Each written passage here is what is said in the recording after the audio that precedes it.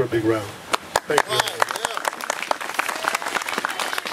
Thank you so much. And what a solemn moment this is today. And to talk to Marsha and to see her strength, despite everything she's been through. We can't hear. Despite everything she's been through, gives us such hope. When I think about this, I think of my old work when I was prosecutor. I worked with you a little bit. And I think back to some of the horrible crimes that we had, like Taisha Edwards, little girl shot while she was doing her homework. I think of Mary and the strength that she brings to this, and all of the moms and the parents that have been through this. It just should never happen again. And when that shot killed Terrell, it was a hole in the heart of everyone in this state, everyone in this country. It starts with the family, but it's not just about the family. It's also about the neighborhood and the community. And that's why, Marsha, so many people came out today to be with you, to show their support. And so you know the practical things, that the police are out figuring this out, and they put all the resources there, and the mayor, and you've got some tremendous council members and representatives that are here by your side.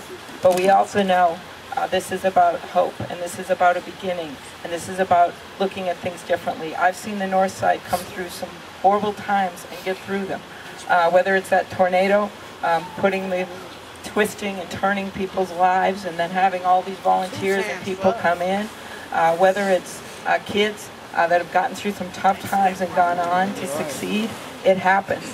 And you know, it starts with hope. And the hope is right here, and all the people gathered today. So I just want to thank you for being here for this family, for being here for the memory of Terrell, for being here for Marsha and her 3 sons, those 3 brothers that I know are going to be missing him every single day. But we're here to say that we're here for you, Marsha, and we're here because we believe there can be a better day. We've seen it happen before. We're going to go into a new year strong, and we're going to rebuild this community. Thank you. So please thank VJ Smith and Mad Dads who have been here day after day.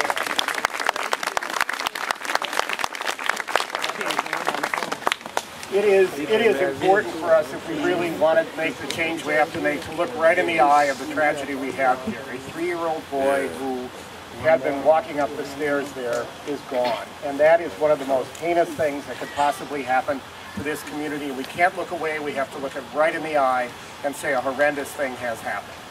But we also need to look right in the eye of the reality of North Minneapolis, the toughest part of this city, filled with the most amazing, tough, strong people who have overcome incredible things, and we will again. Tornadoes and hideous acts like this will not stop the North Side from being everything it is.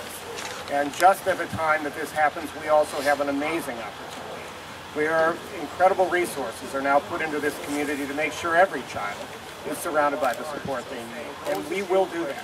We will bring justice in this case, but we will, and that's not easy because you've done so much, but we also know that the strength of the North Side cannot be stopped. And so what I want you to do, if you could, is to just look at somebody else here who you don't know and take a second to reach out to them and introduce yourself, and please ask them to help continue to fight to bring peace to the North Side. I want to thank you, and I ask you to turn to somebody you don't know and reach out and ask them to bring peace to the North Side. Thank you for being who you are. Let's give it up for Mayor R.T. right back. I'm Terry. And we have 2 council members here. I know you guys get to know each other. That's a good thing. That's a great thing. Thank you very much. And after Don, we're going to have KG, so come on up, KG. Well, good afternoon. I think if Marsha and the family look around, they'll see many people here from different parts of the city and different areas around the region, even more than the city. And Marsha, these people started praying for you while Terrell was still sick in the hospital. So you need to understand that. And the word went out very quickly, and people started to express their prayers for you and for him and for your family. And those prayers will continue. And these acts of violence seem to be so senseless, but there's one way we can make sense of Terrell's death, is that it will inspire us to do more than we have done before to make sure this never happens again. We have to do more. And every now and then in history, God sends us an incident that demonstrates to us the bizarreness of our nature.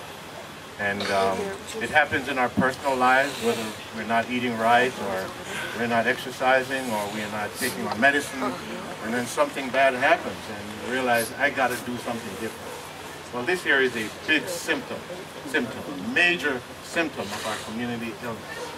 And if we do not act, it will happen again. It will happen over and over again. And so it's so gratifying for me to stand here and see our senators, to see our representatives, to see our mayor. I don't know if there's another city that would happen in. It says that we are beginning to pay attention to the details of the lives of our residents and not looking away, as RT said, from the tragedies that they face. And now we must put that into action and make it into a long-term solution, okay? And begin to pay attention to the details. So in that spirit, I have a piece of paper here with 30 lines indicated. There's 29 on the first page, 31 on the second page. I'm going to pass it around. We did this the last time.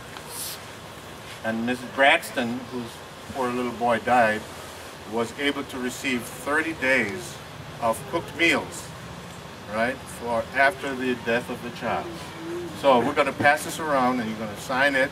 We're going to give you the address. You're going to get a call on the day before your day, and you will be able to bring the meal, and you'll get an address. I don't know where you are yet, Marcia, but we'll find no, in terms of where you live yet, where you're staying. But we'll find that out. We want to make sure you don't have to cook for 30 days, okay? And then we're going to... Yeah. And so I want you to look for this. We're going to pass it around, and then we're going to stay with you.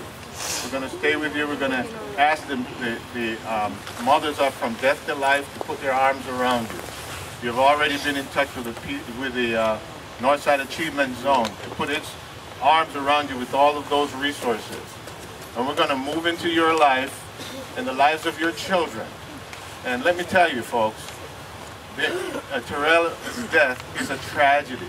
But I got to tell you, an ongoing tragedy for this family that I still feel so wretched about is that Ezra and his brother are running to their closet every time a bullet is fired in this community. There was a 10-year-old, an 11-year-old, and a 2-year-old and a 3-year-old running up the steps to a closet to be safe from the bullets. That is not going to stop. It only got worse by this incident in their lives. So, can we afford, as a nation and as a community, this is not Bosnia 10 years ago. This is not Somalia. This is the United States of America, land of the free and home of the brave, and a 10-year-old is shepherding his siblings up the steps on a regular basis because gunshots are going off in his neighborhood. So, I'm going to ask you, what are you going to do about it? And I'm going to ask you to say to yourself, what am I going to do about it? And you're going to come up with a big blank. But I want you to ask yourself again after that, what am I going to do about it? And I want you to get up every morning and ask yourself, what am I going to do about it? Because I believe that the genius and divinity of your human mind, once you set your mind to a problem, will move towards the solution. But we have given up.